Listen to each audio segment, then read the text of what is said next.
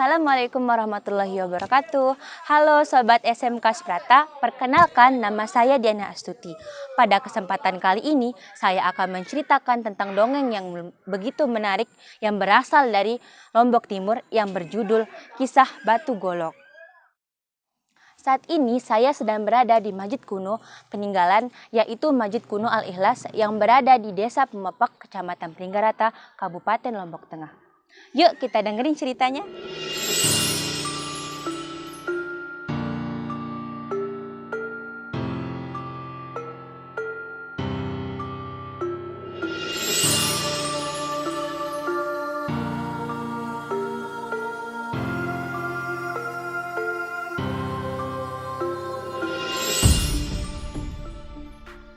Pada suatu masa, di daerah Pademare, dekat Sungai Sawing, Provinsi Nusa Tenggara Barat, hiduplah sepasang suami istri yang sangat miskin.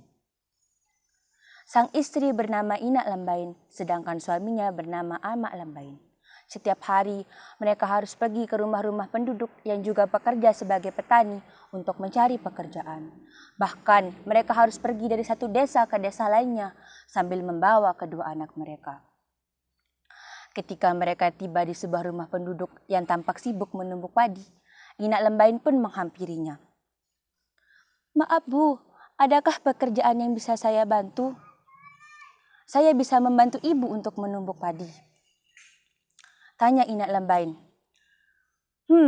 Sebenarnya kami tidak memerlukan tenaga tambahan," ucap ibu pemilik rumah tersebut. "Tolonglah Bu, berikanlah saya pekerjaan agar anak saya bisa makan hari ini," ucap Inak Lembain sambil memeras.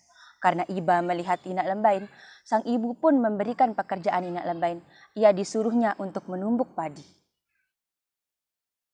Ketika Inak Lembain bekerja menumbuk padi, sang anak diletakkan di sebuah batu ceper yang tidak jauh dari tempatnya bekerja. "Tunggu di sini ya Nak, Ibu akan bekerja. Kalian jangan nakal ya," pesan Inak Lembain kepada anaknya. Kemudian setelah itu, Inak Lembain kembali bekerja menumbuk padi. Tak lama, anak Inak Lembain pun berteriak memanggilnya. "Ibu, Ibu!" teriak anak Inak Lembain. "Tunggulah di sana, Ibu sedang bekerja," kata Inak Lembain. Ternyata terjadi keanehan kepada batu yang diduduki oleh kedua anak Inak Lembain. Batu itu bergerak naik dan semakin tinggi. Lalu kedua anak itu pun kembali berteriak, "Ibu, tolong, batu ini semakin lama semakin tinggi," teriak kedua anak Inak Lembain. Karena dipikirnya anaknya sedang bercanda atau merengek meminta sesuatu, Inak Lembain tidak memperdulikannya dan ia lanjut kembali bekerja. Kemudian anak Inak Lembain semakin berteriak dengan keras, "Ibu, Ibu, tolong!" teriak anak Inak Lembain. Anak Inak Lembain kembali berkata, "Tunggulah di sana, Ibu sedang bekerja." Lama kemudian, suara teriakan mereka berdua terdengar makin salut. Karena dalam pikirannya, Inak Lembain mengira bahwa kedua anaknya sudah lelap tertidur. Ia sama sekali tidak menyadari bahwa batu golok yang semakin tinggi itu kini sudah sampai menembus awan. Betapa terkejutnya ia ketika ia melihat ke arah tempat anaknya ditinggalkan tadi. Ia baru menyadari bahwa anaknya telah hilang dibawa oleh batu golok. Inak Lembain pun sangat bingung. Ia menangis dan memohon kepada Dewata agar diberikan kekuatan untuk mengembalikan anaknya. Doa Inak Lembain pun terkabul. Ia diberikan kekuatan oleh sang Dewata. Dengan sabuknya, ia bisa memecah batu golok itu hanya dengan sekali tebasan saja. Akhirnya, setelah Inak Lembain berhasil menebas batu itu terpenggal menjadi 3 bagian. Bagian-bagian tersebut jatuh di tempat yang sangat jauh. Bagian pertama terjatuh di sebuah tempat yang menyebabkan tanah menjadi bergetar. Bagian itu diberi nama Desa Gembong. Bagian kedua jatuh di sebuah tempat yang diberi nama Dasan Batu. Nama itu diberikan karena ada seseorang yang melihat batu tersebut terjatuh. Bagian ketiga dari batu golok tersebut terjatuh di sebuah tempat yang diberi nama Montong Teker. Nama itu diberikan karena ketika batu tersebut terjatuh, suara menjadi bergemuruh.